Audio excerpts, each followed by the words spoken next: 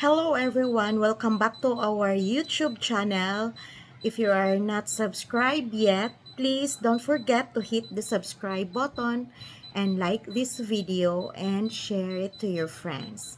Okay, someone asked how to confess your sins. Catholic guide, step by step.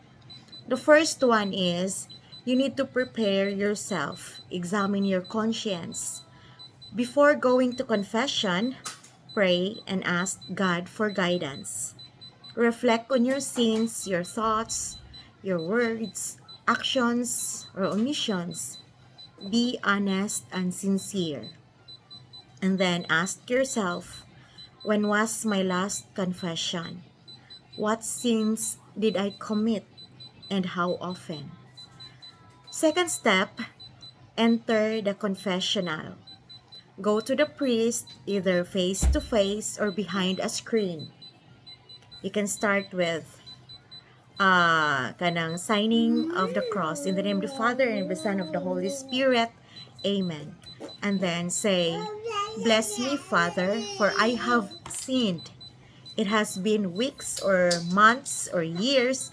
State when was your last confession, like that. And then number 3, step 3, confess your sins.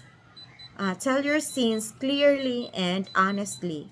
Mention first the mortal sins and how many times if possible. No need for long explanations.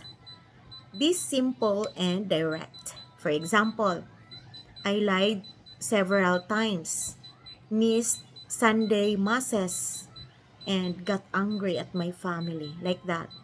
And then step 4, listen to the priest.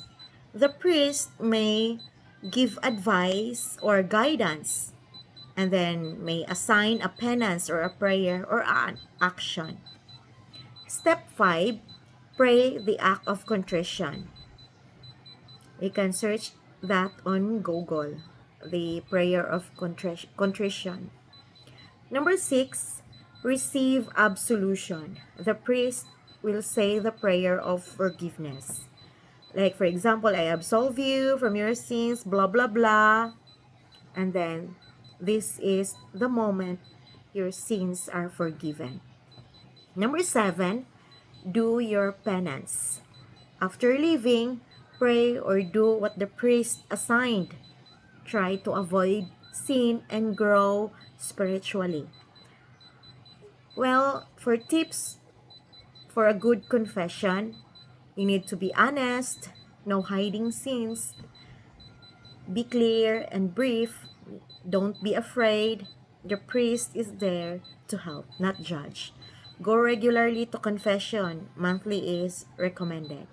So that's it, guys. If you have any questions, please leave a comment below on this video and I'll try to answer it on my next video.